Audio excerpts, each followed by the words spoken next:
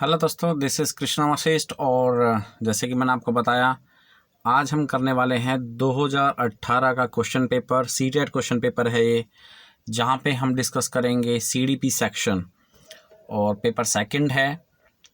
चलिए स्टार्ट करते हैं। सबसे पहला क्वेश्चन है, बड़े अच्छे से समझेंगे सारे क्वेश्चनों को वन बाय वन। कोशिश करूँगा फर्स्ट 15 क्वेश्चन मैं जो है इस वीडियो के अंदर आपको अच्छे से समझा दूँ। तो स्टार्ट करते हैं। यहाँ पे इंग्लिश लैंग्वेज में भी है और आप देख सकते हैं हिंदी लैंग्वेज में भी है। ठीक है, तो अगर आपका मीडियम कुछ भी है, ठीक है, तो आप इंग्लिश में भी अच्छे से पढ़ सकते हैं और हिंदी में पढ़ सकते हैं।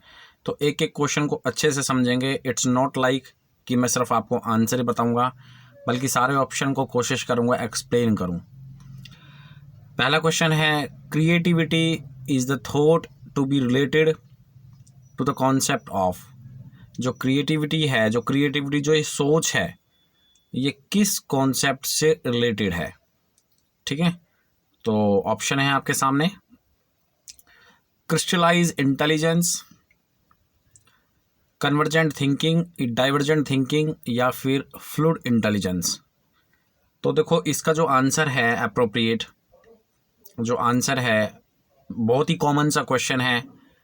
क्रिएटिविटी की बात हो रही है यहाँ पे, सृजनात्मक सोच की बात हो रही है, तो बेसिकली वो रिलेटेड होती है डाइवर्जेंट थिंकिंग से। ठीक है, यानी कि जो विविध सोच है, आपकी सोच में अगर कोई बच्चा क्रिएटिव है तो वो डिफरेंट तरीके से सोच सकता है अगर किसी भी प्रॉब्लम को वो सोल्व कर रहा है। यही एक कॉन्सेप्ट होता है क्रिएटिविटी का। जो सृजनात्मक सोच है वो डाइवर्जेंट थिंकिंग यानी कि विविध सोच के ऊपर बेस्ड होती है। अब जो क्रिस्टलाइज्ड इंटेलिजेंस है, वो यहाँ पे जैसे क्रिस्टलाइज इंटेलिजेंस और आप कह सकते हैं फ्लूइड इंटेलिजेंस, ये कॉन्सेप्ट है जो इंटेलिजेंस में है, जिसको Raymond Cattell crystallize fluid intelligence कहा जाता है। क्रिस्टलाइज इंटेलिजेंस के मुताबिक जो बुद्धि होती है वो ठोस बुद्धि होती है। ठीक है, और फ्लूइड इंटेलिजेंस होता है आपका द्रव बुद्धि, जो तरल बुद्धि होती है। इसका कॉन्सेप्ट ही डिफरेंट है। ठीक है, और जो कन्वर्जेंट थिंकिंग होती है तो आपको पता ही है कि प्रॉब्लम को सिर्फ एक ही तरीके से सोचना, तो इसलिए फर्स्ट, सेकंड और जो फोर्थ है इसका आंसर नहीं हो सकता। इसका जो आंसर है वो थर्ड इसका जो आंसर है। ठीक है, तो समझ में आ गया आपको। नेक्स्ट चलते हैं नेक्स्ट क्वेश्चन की तरफ। चलिए भाई, आ जाइए सेकंड क्वेश्चन की तरफ। पढ़ें, the acceptable sound combination of a language are specified in its rules. भाषा के अंदर, किसी भी भाषा के अंदर जो बेसिकली जो ध्वनि होती है, जो साउंड होते हैं, जो साउंड के रूल्स होते हैं, जो कॉम्बिनेशन होते हैं साउंड के, वो किस नियम के अंतर्गत आते हैं। मैं एक बार फिर से बता दूं, जैसे फॉर एग्जांपल मैं आपको समझा देता हूं अच्छे से। जैसे यहाँ पे वर्ड दिया गया है एक्सेप्टेबल। अब एक्सेप्टेबल में ए आ रहा है। ठीक है, तो इंग्लिश लैंग्वेज में ए को तो इस तरीके से लिखते हैं, और हिंदी लैंग्वेज में ए को किस तरह से लिखते हैं, ऐसे। ठीक है, ऐसे ही सी को ऐसे लिखते हैं, और यहाँ पे सी जो है आपका इस तरीके से लिखा जाता है। तो मतलब कोई भी लैंग्वेज है, वहाँ पे हम जो लेटर होते हैं, बहुत ही जो स्मॉलेस्ट यूनिट होती है, उसकी ध्वनि से रिलेटेड चीज़ें यहाँ पे इस क्वेश्चन में पूछी गई हैं। किसी भी भाषा के अंदर जो आपके बेसिकली जो ध्वनि होती हैं, वो किस नियम के अंतर्गत बनाई जाती हैं। ठीक है, तो बेसिकली देखो, साइकोलॉजी के अंदर दोस्तों मैं आपको यहाँ पे एक चीज़ बता देता हूँ। पहले क्वेश्चन को अच्छे से समझो, और फिर जो है उस क्वेश्चन के अंदर क्वेश्चन में जो चीज़ पूछी गई है ऑप्शन में, वही चीज़ आप यहाँ पे ढूंढा करो। ठीक है, तो यहाँ पे जो ग्रामेटिकल है वो ऑप्शन नहीं हो सकता आपका। ग्रामेटिकली ऑप्शन क्यों नहीं हो सकता? बिकॉज ये यहाँ पे व्याकरण की बात कर रहा है। किसकी बात कर रहा है? व्याकरण की बात कर रहा है। और सिंटैटिक में मतलब एक वाक्य की बात होती है, सेंटेंस की बात होती है। इनफ्लेक्शन के अंदर होता है विभक्त, यानी कि जो मात्राएं से रिलेटेड होती हैं। तो बेसिकली जो तीन ऑप्शन हैं वो साउंड की बात नहीं करते। अगर आपने लैंग्वेज रूल पढ़े हुए हैं तो वहाँ पे एक रूल होता है फोनोलॉजिकल। ठीक है, phonological is a right answer. Phonological एक ऐसी आर्ट है किसी भी लैंग्वेज के अंदर जो कि उसके साउंड से रिलेटेड होती है। जैसे अभी मैंने बताया आपको, ए जो है इंग्लिश लैंग्वेज में कैसे लिखा जाता है, और ए वो हिंदी लैंग्वेज में ए इस तरीके से लिखा जाता है। तो आप समझ रहे हो ना मैं क्या कह रहा हूँ। जो साउंड कॉम्बिनेशन है वो बेसिकली कोई भी लैंग्वेज हो गई, वो फोनोलॉजिकल सिस्टम होता है सारा। इससे रिलेटेड मैंने एक वीडियो बना रखा है अपने यूट्यूब चैनल टैट्स गुरु पर, तो आप देख सकते हैं प्लेलिस्ट में से। और वहाँ से मैंने सिंटैक्स के बारे में बताया हुआ है, सिमेंटेक्स के बारे में बताया हुआ है, फोनोलॉजिकल के बारे में बताया हुआ है। ये लैंग्वेज रूल्स है, तो आपको सबसे पहले वो चीज़ें अच्छे से समझनी पड़ेंगी, ठीक है। फिर ऐसे से क्वेश्चन जो है आप अच्छे से कर पाओगे। तो phonological is the right answer. बढ़ते हैं नेक्स्ट क्वेश्चन, यानी question number 3। The position where thought patterns are influenced by language is called. जब सोचने की प्रक्रिया, ठीक है, जब हम सोचते हैं, और काफ़ी टाइम ऐसा होता है कि जब हम सोचते हैं तो हमारी बेसिकली जो सोच है वो भाषा के ऊपर प्रभावित होती है। जब सोचने की प्रक्रिया किसी भाषा द्वारा प्रभावित होती है तो ऐसी स्थिति को क्या कहते हैं? ठीक है, जब जो हम सोचते हैं, बेसिकली जो हमारे थॉट्स होते हैं, और वो जो थॉट्स हैं वो इन्फ्लुएंस्ड हो रहे हैं लैंग्वेज से, भाषा से इन्फ्लुएंस्ड हो रहे हैं, तो बेसिकली इसको क्या कहेंगे? लिंग्विस्टिक डिटर्मिनेशन, कॉग्निटिव बाइस, socio linguistic genesis, cultural tendency. तो जल्दी से बताएं। पोजीशन जो हमारे थॉट हैं समटाइम्स वो लैंग्वेज से प्रभावित होते हैं। कोई एग्जाम्पल आप बता सकते हैं? जैसे फॉर एग्जाम्पल देखो, एक एग्जाम्पल मेरे दिमाग में आ रहा है। जैसे मान लो आप कह सकते हैं 2 लड़के हैं, जिनमें से एक लड़के को अच्छी इंग्लिश लैंग्वेज आती है, मतलब उसकी स्पीकिंग काफ़ी अच्छी है इंग्लिश लैंग्वेज की, और दूसरा जो लड़का है उसकी इंग्लिश स्पीकिंग इतनी अच्छी नहीं है। तो पहला लड़का जो है जब दूसरे लड़के से बात करता है तो वो इंग्लिश में बोलता है, और दूसरा लड़का जो है इंग्लिश में बोलने की कोशिश कर रहा है लेकिन अच्छे से बोल नहीं पा रहा, ठीक है। तो समटाइम्स क्या होता है, जैसे वो दूसरे वाला लड़का क्या करेगा, बेसिकली वो अपने दिमाग में सबसे पहले सोचेगा, ठीक है, कि भाई मैं इंग्लिश में इस तरीके से इसको बोलूँ, और फिर उससे दूसरे वाले लड़के से इंग्लिश में बोलने की कोशिश करेगा। तो यहाँ पे जिस लड़के को यहाँ पे इंग्लिश नहीं आती है, उसकी जो सोच है वो एक्चुअली में डिपेंड कर रही है दूसरे लड़की की भाषा पर। तो समटाइम्स ऐसा होता है कि एक भाषा की वजह से हमारी जो सोच है, हमारी थॉट्स है, वो इन्फ्लुएंस करती हैं, ठीक है। तो एक्चुअली में इसको क्या कहा गया है? भाषा निर्धारित, संज्ञात्मक पक्ष, सामाजिक भाषाई, या फिर संस्कृति प्रभावित। देखो इसका जो आंसर है मैं आपको बताता हूँ। इसका जो आंसर है बेसिकली भाषा निर्धारित। इसका जो आंसर है कि हमारी जो सोच है वो एक्चुअली में जो लैंग्वेज है वो निर्धारित कर रही है, ठीक है। कोग्निटिव बाइस यहाँ पे जो कॉग्निटिव जो संज्ञात्मक पक्ष है वो एक अलग चीज़ है, जहाँ पे आपकी थिंकिंग एबिलिटीज़ वगैरह, अवेयरनेस वगैरह सारी वो चीज़ें आती हैं। सोशियो लिंग्विस्टिक जेनेसिस यानी कि जो सामाजिक भाषाई है वो भी यहाँ पे बिल्कुल एक डिफरेंट चीज़ है। सांस्कृतिक प्रभावित, कल्चरल टेंडेंसी यहाँ पे कोई चीज़ ऐसी है नहीं। तो एक्चुअली में हमारी जो सोच है वो भाषा के ऊपर डिपेंड कर रही है, वो एक भाषा निर्धारित है, यानी कि लिंग्विस्टिक डिटर्मिनेशन है। तो इसका जो राइट आंसर है वो फर्स्ट है। उसके बाद बात करते हैं क्वेश्चन नंबर 4। रवि जो है अपने अनुभवों की वजह से बेसिकली एक ऐसी चीज़ को ठीक कर रहा है, बेसिकली एक मशीन को ठीक कर रहा है अपनी अनुभवों की वजह से। जो पास्ट में उसके अनुभव रहे हैं, उसके एक्सपीरियंस के बेस पे वो एक मशीन को ठीक कर रहा है। तो बेसिकली वो क्या यूज़ कर रहा है? Algorithms, mental set, heuristic approach, या फिर इनसाइट, ठीक है। तो इसका जो देखो राइट आंसर है वो हो जाएगा, जो बिल्कुल आपको डिफरेंट सा लग रहा है, ह्यूरिस्टिक, या फिर अनुमानी विधि का वो यूज़ कर रहा है। एक ऐसी चीज़ जो उसने पहले जो है ठीक करी होगी, या मशीनों को पहले वो ठीक करता होगा, वहाँ से उसने एक्सपीरियंस लिया, और फिर जब वो एक नई चीज़ को ठीक कर रहा है, पुराने एक्सपीरियंसेस को वहाँ पे यूज़ कर रहा है। तो पुराने एक्सपीरियंसेस को यूज़ करके नई मशीन को जो वो ठीक कर रहा है, इसको हम कहते हैं ह्यूरिस्टिक अप्रोच। कि पास्ट के जो अनुभव रहे हैं उसके बेस पे आप पास्ट की जो नॉलेज को एक नई सिचुएशन में यूज़ कर रहे हो। तो इस विधि को हम कहते हैं अनुमानी विधि, ठीक है, और इंग्लिश में होता है ह्यूरिस्टिक अप्रोच। कलन विधि आपकी वो होती है कि भाई हाँ, आपने कोई चीज़ सीखी है, ठीक है, और उसके बेस पे आप उस चीज़ को ठीक कर रहे हो, ठीक है, लेकिन आपका पास्ट का कोई एक्सपीरियंस वहाँ पे नहीं है। मेंटल सेट एक अलग चीज़ है। मेंटल सेट मतलब यहाँ तो आपकी इच्छा शक्ति के ऊपर निश्चित हो चुका है, ठीक है, तो ये आपकी मेंटल से रिलेटेड है, यहाँ पे कोई एक्सपीरियंस वगैरह की बात नहीं होती। अंतर्दृष्टि होता है कि भाई आपने दूसरी चीज़ को बाहरी रूप से देख लिया और आप अनुमान लगा के ठीक करने की कोशिश कर रहे हो कि भाई हाँ, इसके अंदर ये फॉल्ट हुआ होगा, इसके अंदर ये फॉल्ट हुआ होगा, तो इस तरीके से आप इनसाइट यूज़ कर रहे हो, ठीक है। लेकिन यहाँ पे जो राइट आंसर है वो है ह्यूरिस्टिक अप्रोच, अनुमानी विधि, ठीक है, जो कि आपके पास्ट के एक्सपीरियंस के ऊपर बेस्ड होती है।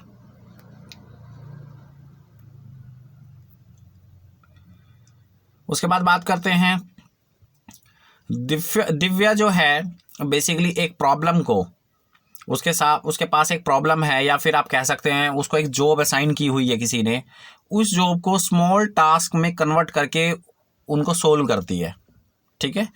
दिव्या जो है एक उसको एक निर्देशित कार्य करना है, उसको वो कार्य दिया हुआ है, तो वो क्या करती है, वो उस कार्य को छोटे छोटे टुकड़ों में बांट लेती है और फिर उस कार्य को करने की कोशिश करती है। तो बेसिकली वो कौन सी अप्रोच का यूज़ कर रही है?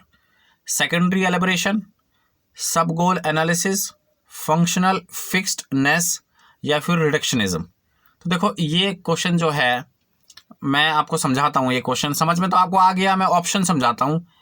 फोर्थ ऑप्शन नहीं हो सकता। रिडक्शनिज्म क्या होता है? कम करने की विधि। एक्चुअली में कम तो उसने कुछ किया ही नहीं है, काम तो वो उतना ही करेगी, ठीक है। फंक्शनल फिक्स्डनेस नहीं हो सकता। फंक्शनल फिक्स्डनेस इसलिए नहीं हो सकता, जैसे क्रियात्मक जड़ता नियामक विधि का प्रयोग करना, जैसे कुछ चीज़ें ऐसी होती है जो फंक्शन बेस्ड है।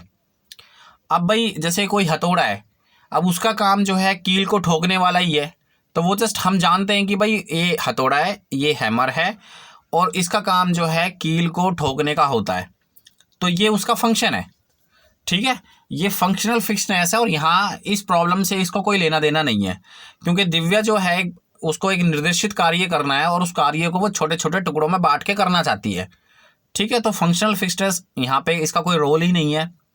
सेकेंडरी एलिब्रेशन होता है कि एक्चुअली में आप किसी चीज़ को जब देख रहे हो, मान लो कोई मूवी आपने देखी, 3 घंटे की मूवी है, और आप फिर उसकी जो स्टोरी है वो अपने किसी दोस्त को सुना रहे हो, तो आप उसको एक्सप्लेन कर रहे हो। सेकेंडरी एलिब्रेशन हो गया वो, द्वितीयक विस्तारण, ठीक है।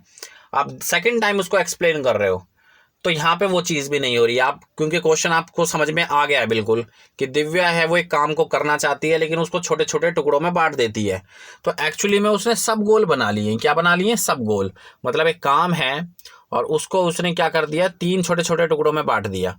अब इन टुकड़ों को पहले वो सोल्व करेगी और फिर आपको उसका पूरा काम जो है ख़त्म हो जाएगा, ठीक है। काम तो उसको उतना ही करना है, कोई कम काम तो कर ही नहीं रही है, तो ऑप्शन 4 तो हो ही नहीं सकता। फर्स्ट ऑप्शन मैंने आपको बता दिया है, सेकेंडरी एलिब्रेशन यहाँ पे हो नहीं सकता। फंक्शनल फिक्स्डनेस का कॉन्सेप्ट ही एक अलग चीज़ है। तो सब गोल जो है, यानी कि जो उसका उपलक्ष्य विश्लेषण विधि का वो यूज़ कर रही है। मूव करते हैं क्वेश्चन नंबर 6 की तरफ। Society determines the role of male and female. पुरुष और महिला की भूमिकाओं का निर्धारण समाज करता है। यह कथन क्या बता रहा है? देखो ये क्वेश्चन अब तक मैंने जितने भी सीटेट के क्वेश्चन पेपर कराए हैं, चाहे वो पेपर फर्स्ट है चाहे वो पेपर सेकंड है, ये क्वेश्चन मोस्ट प्रोबेबली ऑलमोस्ट सारे ही क्वेश्चनों में आया है, सारे ही क्वेश्चन पेपर्स में आया है, ठीक है। यानी कि हमारे समाज के अंदर पुरुष महिला की जो भूमिका है उसको हमारा समाज निर्धारित करता है, हमारा समाज निर्धारित करता है। तो ऑप्शन में जो आपको सोशल दिख जाए वही इसका आंसर है, ठीक है। तो इसका आंसर जो है आइए देख लेते हैं। इसका जो आंसर है वो है ऑप्शन नंबर 3, ठीक है। यानी कि gender as a social construct. Social construct का मतलब है कि हमारे समाज ने ही इस चीज़ को बनाया है। याद रखें, पुरुष और महिलाओं की भूमिकाओं की बात हो रही है, भूमिकाओं की बात हो रही है। पुरुष और महिला यानी कि 2 अलग जेंडर है, पुरुष एक अलग जेंडर है, महिला एक अलग जेंडर है। इसकी बात नहीं हो रही है, यहाँ पे जेंडर की बात नहीं हो रही है, जेंडर की भूमिकाओं की बात हो रही है। तो वो हमारा समाज कंस्ट्रक्ट करता है, कंस्ट्रक्ट मतलब बनाता है, अवतरण करता है। लेकिन बाकी के जो ऑप्शन है वहाँ पे जेंडर की बात हो रही है। ठीक है, gender as a hereditary endowment. ठीक है, ये एक लैंगिक, जो हमारी लैंगिकता होती है वो अनुवांशिक प्रतिभा है। यहाँ पे ये चीज़ नहीं पूछी जा रही है, जेंडर स्पेसिफिक यहाँ पे कोई क्वेश्चन नहीं हो रहा है। Gender as a initiative construct, बिल्कुल नहीं। ये तीनों ही ऑप्शन जो है एक ही पॉइंट को, इंटरनल पॉइंट को अप्रोच कर रहे हैं। जेंडर की बात हो रही है, मेल और फीमेल, लेकिन हमें जेंडर की भूमिकाओं की बात करनी है। जेंडर की जो भूमिका है वो सोशल कंस्ट्रक्ट होता है। ठीक है, तो उसका जो आंसर है वो option number 3 is the right answer.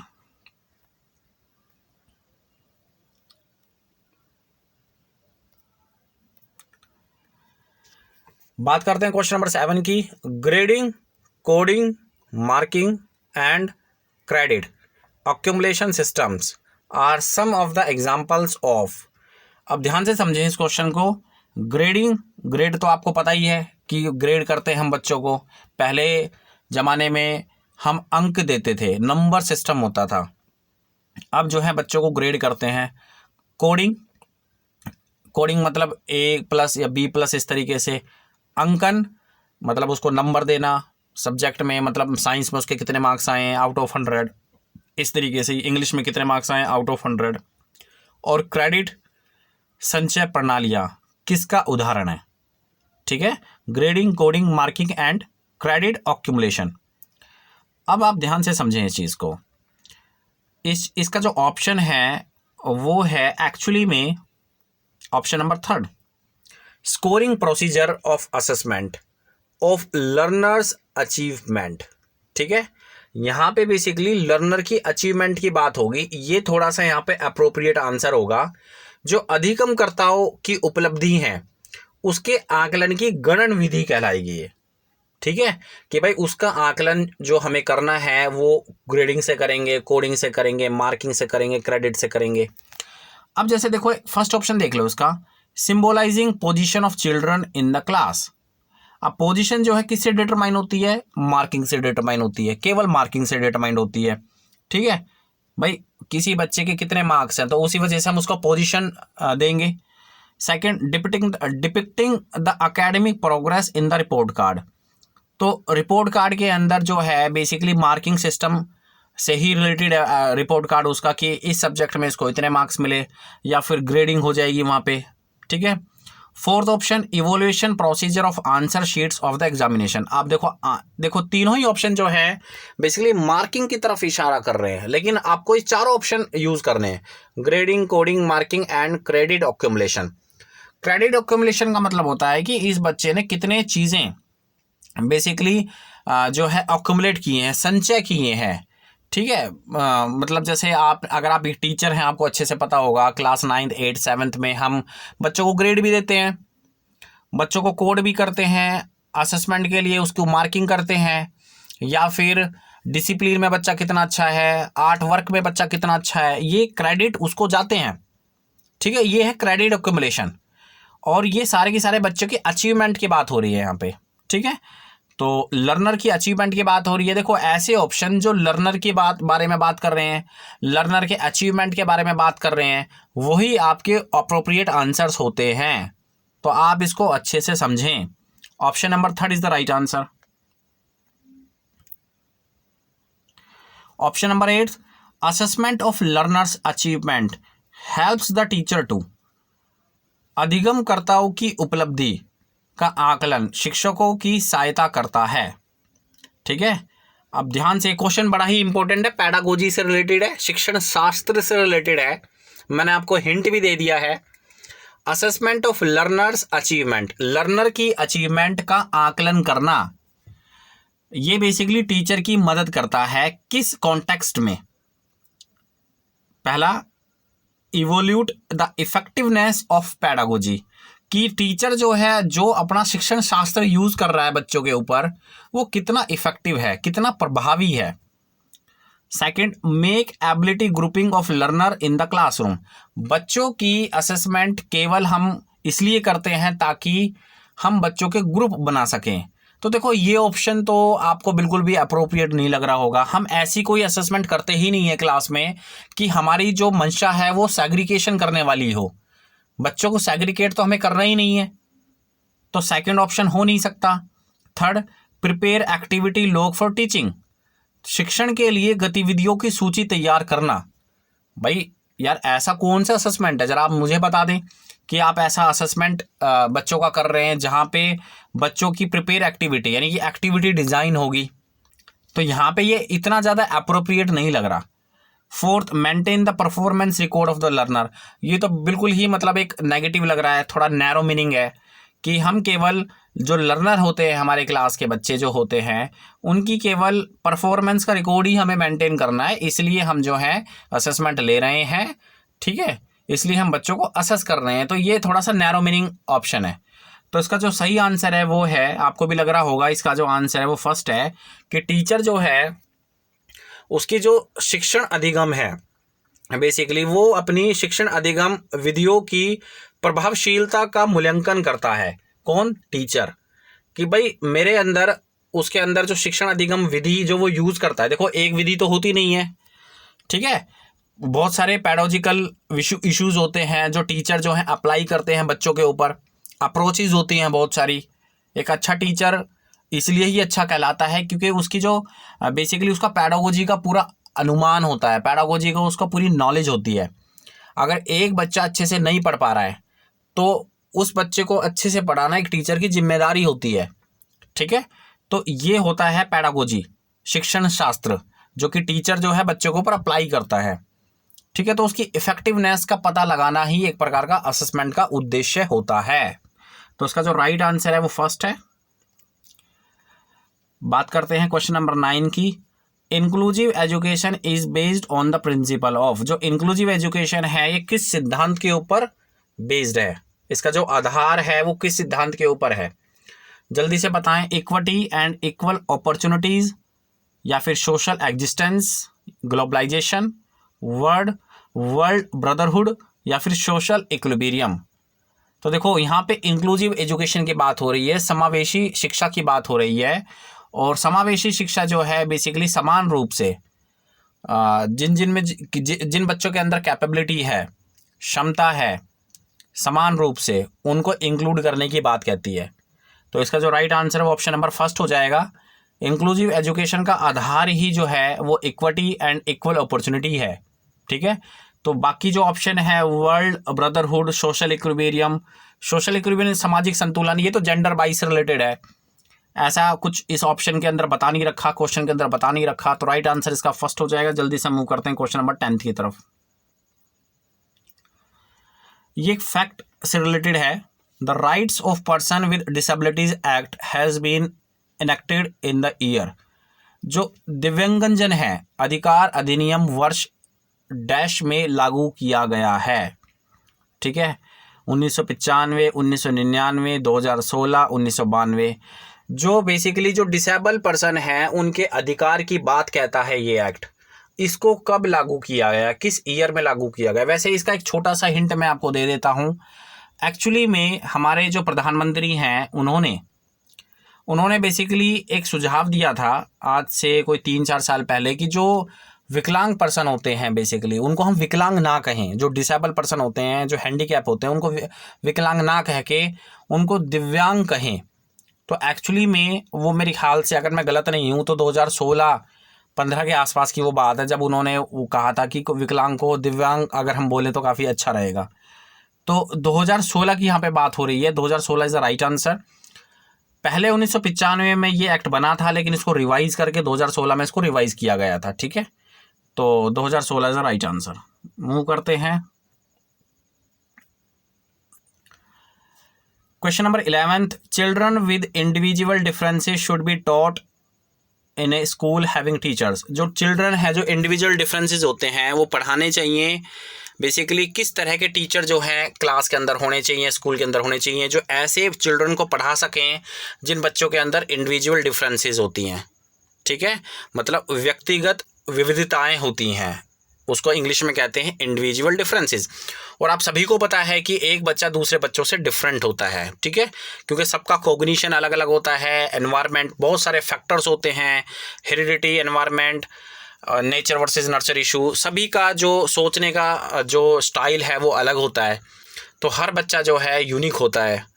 तो उन बच्चों को पढ़ाना है तो बेसिकली टीचर कैसा होना चाहिए? तो देखो बच्चों, सबसे इम्पोर्टेंट चीज़ टीचर कैसा होना चाहिए भाई, सीधी सी बात है, टीचर ऐसा होना चाहिए जो कि डिफरेंट पैडागोजी को यूज़ करे उन बच्चों के ऊपर, ठीक है, और उनकी जो स्पेशल नीड्स हैं, बच्चों की जो बेसिकली जो नीड्स हैं उसको फुलफिल करे, ठीक है, ऐसा टीचर क्लास के अंदर होना चाहिए। जब भी हम साइकोलॉजी पढ़ रहे हैं, जब भी जो टीचर्स हैं जो फ्यूचर टीचर बनना चाहते हैं, फ्यूचर में टीचर बनना चाहते हैं, बेसिकली इसलिए उनको साइकोलॉजी पढ़ाते हैं कि बेसिकली वो पैडागोजी, शिक्षण शास्त्र की नॉलेज उसको अच्छे से हो जाए, ठीक है। तो आप समझ ही गए होंगे कि मैं किस ऑप्शन की तरफ इशारा कर रहा हूँ। Option number first is the right answer, ठीक है। बाकी ऑप्शन आप देख लेना। Train to teach children with specific individual differences, ये थोड़ा सा नैरो मीनिंग हो गया, हालांकि काउंट कर सकते हैं लेकिन नैरो मीनिंग हो गया। थर्ड ऑप्शन में होमोजीनियस वर्ड आ गए, होमोजीनियस मतलब एक जैसे बच्चे, होमोजीनियस लर्नर के ऊपर, तो बाकी बच्चे कहाँ जाएंगे? जब हम कुछ ही बच्चे जो हैं जो अच्छे से सोच पाते हैं, अच्छे से कर पा रहे हैं, उन्हीं बच्चों को केवल पढ़ाना है, तो बाकी बच्चे तो छोड़ दिए ना हमने, ठीक है। तो बाकी ऑप्शंस देख लेना, वो इतने अप्रोप्रिएट नहीं है। First is the right answer.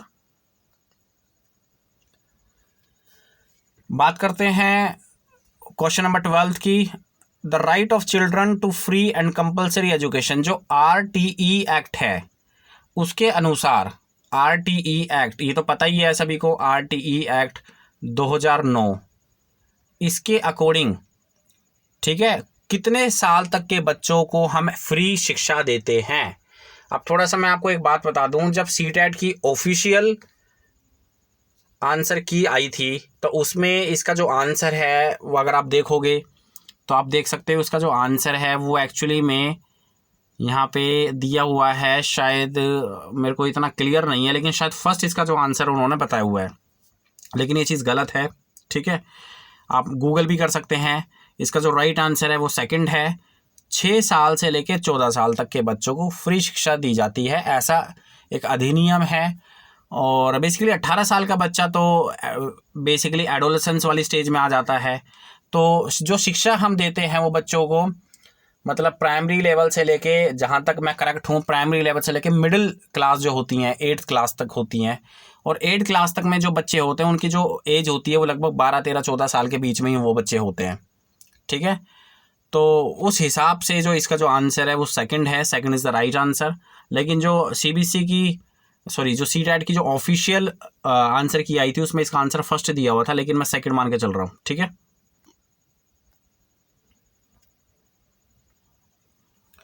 Question number 13, providing teaching learning materials in accessible formats to diverse learner implies, मतलब बच्चों को एक्चुअली में टीचिंग मटेरियल देना एक्सेसिबल फॉर्म के अंदर, जिसको एक्सेस कर पाएँ, अच्छे से यूज़ कर पाएँ, ये बेसिकली किसको इम्प्लाई करता है?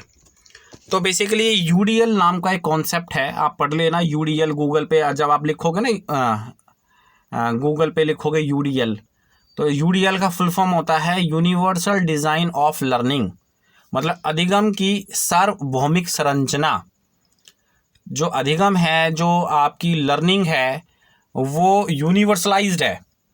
तो यहाँ पे हम किसी भी जो डाइवर्स लर्नर होते हैं, डाइवर्स मतलब जो अलग अलग तरीके के जो विविध अधिगमकर्ताएं होते हैं, बेसिकली जो अलग अलग तरीके जिनके बीच में इंडिविजुअल डिफरेंसेस होते हैं, उनको टीचिंग मटेरियल प्रोवाइड करना एक्सेसिबल फॉर्म में, मतलब हर जगह वो यूज़ कर पाए।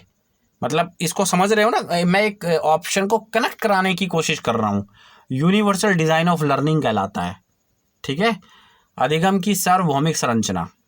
बाकी आप देख सकते हैं।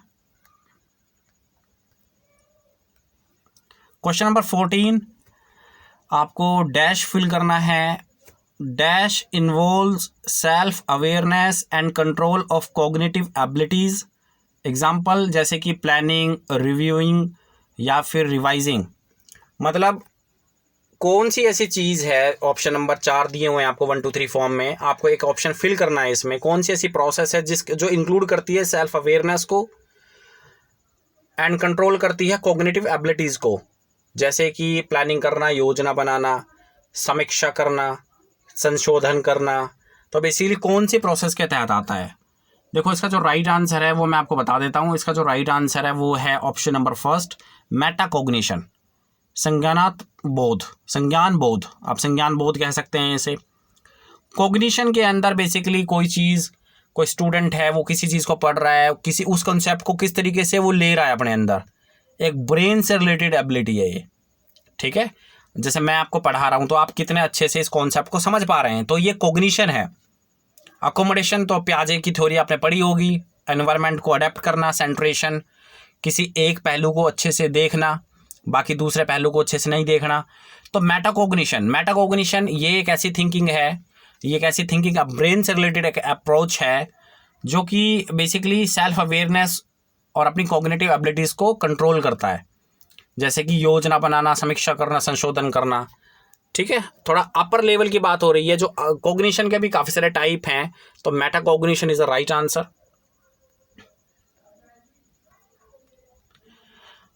आज का लास्ट का क्वेश्चन बात करते हैं, डिस्कस करते हैं, question number 15। When children think to interrupt the received information according to their experiences it is called. जब बच्चे प्राप्त की गई सूचनाओं की व्याख्या करने के लिए अपने अनुभवों के आधार पर सोचते हैं तो उसे क्या कहा जाता है? देखो पास्ट के जो उसके एक्सपीरियंस है, ठीक है, जो सूचनाएं उसको पहले मिली हुई हैं, उसके बेस पे जब वो सोचते हैं, कोई चीज़ करते हैं, जो पास्ट में उसने इन्फॉर्मेशन को रिसीव किया था उसके बेस पे जब सोचते हैं, तो बेसिकली इस प्रोसेस को क्या कहते हैं? ठीक है, जब बच्चे प्राप्त की गई सूचनाओं की व्याख्या करने के लिए अपने अनुभवों के आधार पे सोचते हैं, उसे क्या कहा जाता है? Creative thinking, abstract thinking, concrete thinking या फिर रिफ्लेक्टिव थिंकिंग, ठीक है। तो अब देखो जो इसका जो आंसर है, मेरे हिसाब से क्रिएटिव थिंकिंग इसका आंसर नहीं हो सकता, क्योंकि यहाँ पे ना सृजनात्मक सोच की बात नहीं हो रही है। देखो क्वेश्चन ध्यान से पढ़ो, जब बच्चे प्राप्त की गई सूचनाएं, जो सूचनाएं उसने प्राप्त की हैं, उसकी व्याख्या करने के लिए अपने अनुभवों के बेस पे सोचते हैं, ठीक है, उसकी व्याख्या करने के लिए अपने अनुभवों के बेस पे सोचते हैं, तो इसे क्या कहा जाता है? तो बेसिकली एब्स्ट्रैक्ट थिंकिंग इसका आंसर नहीं हो सकता, कॉन्क्रीट थिंकिंग इसका आंसर नहीं हो सकता, क्योंकि एब्स्ट्रैक्ट थिंकिंग तो एक अलग कॉन्सेप्ट है। जो चीज़ें हमारे सामने नहीं है, जो चीज़ें हमारे सामने नहीं है उन चीज़ों के बारे में सोचना, जो कि प्याजे के अकॉर्डिंग लास्ट के स्टेज में डेवलप होती हैं पोस्ट फॉर्मल ऑपरेशन में। कॉन्क्रीट थिंकिंग जो कि बेसिकली फिजिकल वर्ल्ड से रिलेटेड है, जो चीज़ें हमारे सामने है उसके बारे में देखना, सोचना। रिफ्लेक्टिव थिंकिंग जो चीज़ें हमने पढ़ी हुई हैं और कोई कार्य हम कर रहे हैं तो हम उसको रिफ्लेक्ट कर रहे हैं। तो बेसिकली देखो इसका जो आंसर है, थोड़ा सा कन्फ्यूज़न है यहाँ पे फर्स्ट और फोर्थ में। मुझे इसका अप्रोप्रिएट आंसर अगर मैं आपको बताऊँ, इसका जो आंसर है अगर हम लगाने की कोशिश करें तो इसका जो आंसर है वो 4 है, रिफ्लेक्टिव थिंकिंग। मतलब चीज़ें हमने पहले पढ़ी हैं या कोई चीज़ें हमने करी हैं, जैसे फॉर एग्ज़ाम्पल आप ऐसे कह सकते हो, अगर मैं आपको एग्जांपल दूं, आपने मार्केट से एक मोबाइल ख़रीदा। अब मोबाइल जो है बेसिकली जब आपने निकाला तो मोबाइल के अंदर एक यूज़र मैनुअल आता है। आपको मोबाइल चलाना नहीं आता, लेकिन आप यूज़र मैनुअल पढ़ोगे। मान लो, चलो यूज़र मैनुअल कौन नहीं पढ़ता, कोई भी नहीं पढ़ता आजकल, क्योंकि काफ़ी सारी इन्फॉर्मेशन लिखी होती है। मान लो आपने यूट्यूब पे देख लिया जाके, ठीक है, उसी मोबाइल के बारे में, भाई कैसे कैसे इसको चलाते हैं, आपने वहाँ से इन्फॉर्मेशन रिसीव कर ली। अब उस इन्फॉर्मेशन के बेस पे आप जो है उस मोबाइल को चलाना सीख जाओगे। तो बेसिकली जो इन्फॉर्मेशन आपने रिसीव की है उसको आप रिफ्लेक्ट कर रहे हो, ठीक है, अपनी रियल लाइफ में। तो इसे हम रिफ्लेक्टिव थिंकिंग कहेंगे, क्रिएटिव थिंकिंग नहीं कहेंगे, ठीक है। लेकिन अगर मैं आपको एक इंटरेस्टिंग चीज़ बताता हूँ, जो सीटेट की ऑफिशियल आंसर की आई थी उसमें आंसर लगाया हुआ था कॉन्क्रीट थिंकिंग। कॉन्क्रीट थिंकिंग मेरे हिसाब से बिल्कुल भी नहीं हो सकता इसका आंसर, हालांकि उन्होंने कॉन्क्रीट थिंकिंग मूर्त सोच ही दिया हुआ है। अगर आप देखेंगे, चेक करेंगे, कॉन्क्रीट थिंकिंग तो फिजिकल वर्ल्ड से रिलेटेड है, हमारे सामने जो चीज़ें हैं, जैसे मैं कहता हूँ ये मोबाइल है, मैं कहता हूँ मोबाइल, अगर मैं दिखाता नहीं हूँ तो बच्चा मानेगा नहीं, लेकिन मैंने सामने रख दिया, देखो इसे मोबाइल कहते हैं। तो छोटे बच्चे जो हैं तब अच्छे से सीखते हैं, जो सामने चीज़ें रख के डायग्राम बना के उनको सिखाई जाएँ। तो कॉन्क्रीट थिंकिंग का यहाँ पे कोई कॉन्सेप्ट मेरे को दूर दूर तक नहीं लग रहा। Reflective thinking is the right answer. ये थे question, basically total question 15 question मैंने कराए हैं। ये मैं एक बार फिर से बता देता हूँ, 2019 का क्वेश्चन पेपर, सॉरी 18 का क्वेश्चन पेपर है ये, पेपर सेकंड है ये, पेपर सेकंड है, जिसमें मैंने सीडीपी क्वेश्चन डिस्कस किया है, सीडीपी सेक्शन डिस्कस किया है, 1 से लेकर 15 क्वेश्चन डिस्कस किए हैं। कोशिश मेरी ये रही है कि मैं आपको अच्छे से समझा दूं, अदरवाइज़ ये वीडियो मैं 5 या 6 मिनट में ख़त्म कर सकता था अगर मैं डायरेक्ट आपको आंसर बताता हूं तो। लेकिन मेरी सारी कोशिश ये है कि चारों के चारों ऑप्शन जो है, जो ऑप्शन करेक्ट है उसके बारे में बताया जाए, और जो ऑप्शन करेक्ट नहीं है तो उसके बारे में बताया जाए कि वो करेक्ट क्यों नहीं है। तो अच्छे से एक्सप्लेन किया है। थैंक यू वेरी मच इस वीडियो को देखने के लिए, धन्यवाद। और नेक्स्ट जो है मैं आपके लिए एक सेकंड वीडियो बनाऊंगा next time. Thank you very much दोस्तों।